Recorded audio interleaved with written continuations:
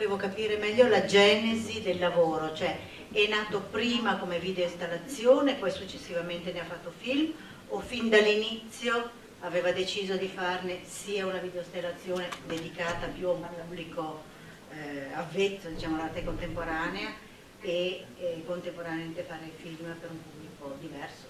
E che tipo di accoglienza ha avuto in un caso e nell'altro?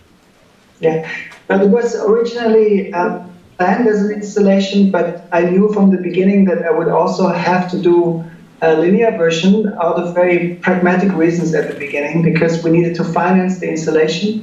And in order to do that, we had people on board that were more interested in the linear version, like a television channel in Germany, they're supporting art, also a film fond in Berlin, they're concentrated in experimental film. So they asked me, like, they said we support your installation, but we need a linear version. So that was the starting point. It was very pragmatical.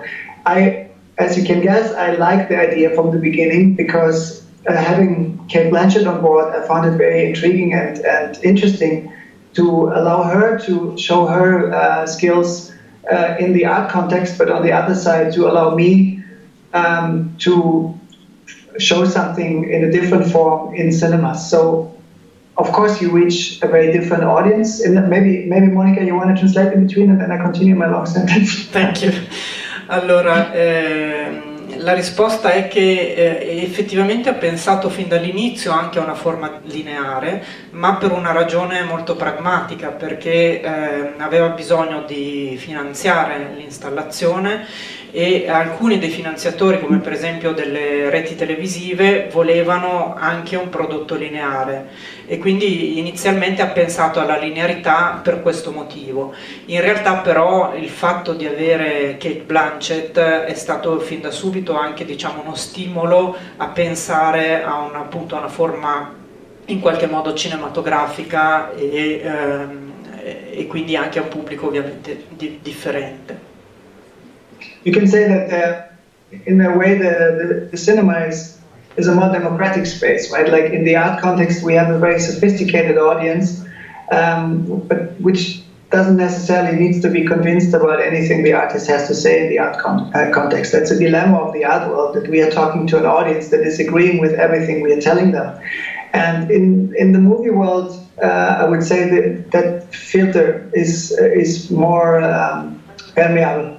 It is allowing a wider audience to encounter ideas and creations of various filmmakers. In this specific case, for sure, the fact that Kate Blanchett is in the movie attracts a lot of different viewers that will otherwise never encounter the thinkings of artists who wrote Artist Manifesto. So I found that very, very exciting to widen the audience.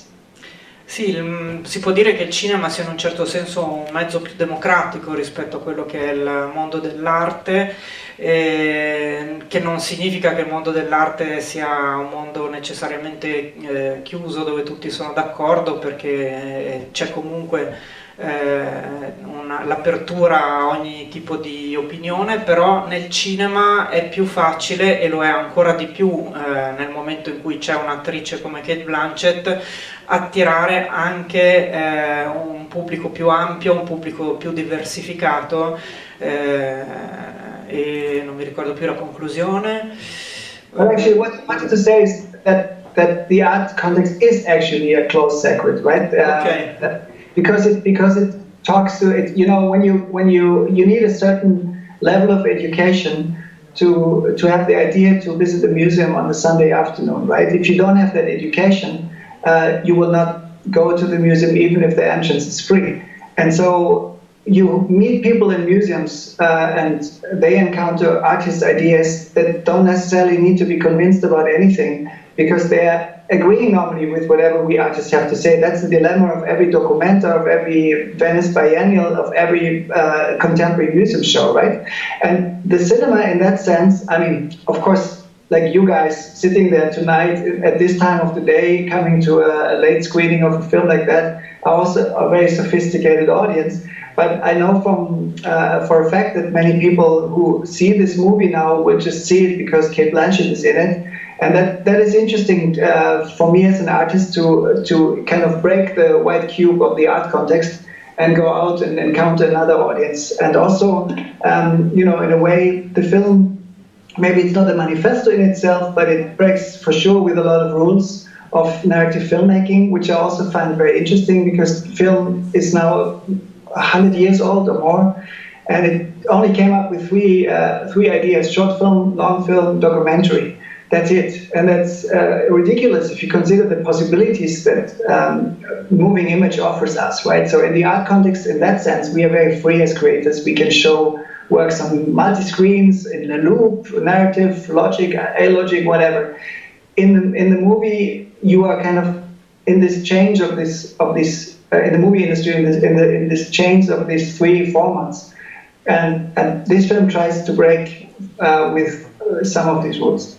Ok, allora effettivamente mi correggeva per dirmi che ritiene che il mondo dell'arte sia un mondo estremamente chiuso, dove appunto c'è un pubblico molto specifico che più o meno poi è sempre quello, mentre questo film, cioè il fatto di entrare in un cinema permette a questo film di attirare appunto, di fare qualche cosa che nel mondo dell'arte succede molto raramente, cioè attirare un pubblico diverso, che non dico che capita per caso, perché sicuramente non tutti vengono a vedere Manifesto, però c'è qualcuno che magari lo viene a vedere perché è attirato dal fatto che c'è Cate Blanchett come interprete, senza sapere esattamente che cosa va a vedere, e quindi questo rompe un po' quella che è la chiusura appunto del pubblico più selezionato, che è quello del mondo dell'arte. E d'altra parte, visto che si tratta di un film che parla di manifesti che danno, diciamo, delle antiregole, si può dire, che rompono, che raccontano che cosa dell'arte, quelle regole che in realtà sono la rottura delle regole. In questo caso è anche divertente, anche interessante il fatto che un artista con un'opera che nel mondo dell'arte ha un'estrema libertà, perché può assumere qualunque tipo di forma, invece riducendosi allo schermo cinematografico deve seguire delle regole molto più rigide, perché ancora oggi, dopo più di 100 anni dalla nascita del cinema, siamo ancora a sostanzialmente tre possibilità: il lungometraggio, il cortometraggio e il documentario. Però sicuramente Manifesto è un film che con la sua struttura rompe un pochino questa logica così rigida. Ok, perfetto. C'è qualcun altro che ha qualche domanda? Direi che ormai qualcuno è andato a dormire perché si è fatto tardi. Of course. Maybe I close with one thought to say goodbye. When we showed Manifesto over the last 2 years, the installation is traveling already since 2 years. It is every time a very strong experience, because the world is changing so rapidly at the moment, right? We have seen the world changing over these last 2 years in a very frightening way. The populism is rising everywhere in the world as a new, very frightening political dimension, brainwashing huge parts of populations of educated countries. And I see in the Q&As after many of the screenings that the audience is directly making references to the political situation of their country. And I found this very satisfying, because when I started to work on Manifesto, I asked myself, like, to which degree are these texts actually applicable today, or do they have any meaning? Many of these texts are very complicated, arty texts, but they all have something in common. They have this incredible wish to break with something, with the past, and not necessarily embrace the future, but rather concentrate on the very present.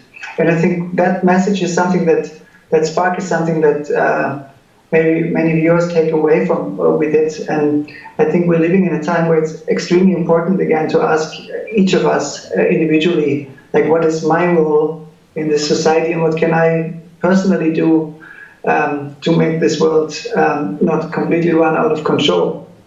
And in that sense, it's a very, for me, it is an anti-populist work. Manifesto is hopefully a call for action as well as a love declaration. Ok, dunque per concludere vuole ricordare il fatto che da quando ha iniziato a presentare Manifesto come video installazione, si tratta ormai di un paio di anni, ogni volta che c'è una chiacchierata con il pubblico salta spesso fuori qualcuno verso la fine a parlare di politica, a fare dei riferimenti al presente. Il mondo in questi 2 anni è cambiato molto e sono sorte molte forme di populismo in molti dei paesi cosiddetti evoluti, e questo film cerca, e lui è contento appunto che ci sia questa attenzione da parte del pubblico che guarda Manifesto alle connessioni con il presente, perché questo film cerca di essere anche un messaggio contro appunto questo populismo, in tutti questi testi degli artisti c'è questa verve, questo richiamo all'azione, questo rimetterci di fronte a quello che può essere il nostro ruolo nel mondo per combattere anche i disastri che stanno accadendo, e questo è stato anche un po' il suo modo per farlo, quindi questo film ha anche questa intenzione. Okay, Julian. I think it's time to go home and sleep. I'm already at home, but you poor people have to make your way all home. Yeah, yeah, we have. I fear that people who had to take the public transportations have already gone. And so she can tell me that there's still a lot of people in the cinema while there's only one person sleeping. No, but at about 15 or 20, the rest have slowly gone.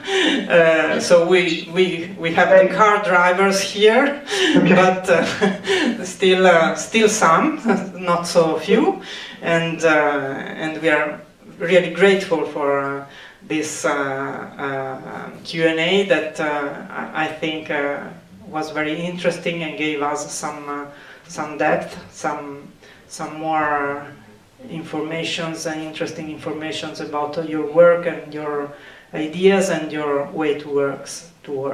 So thank you, Julian. Thank you very much. Thanks for remaining, and thanks, Monica, for inviting me to this. Thank you, and bye-bye, and we wait for you if you pass by Milano. All right. Bye-bye. Bye, thank you. Ciao.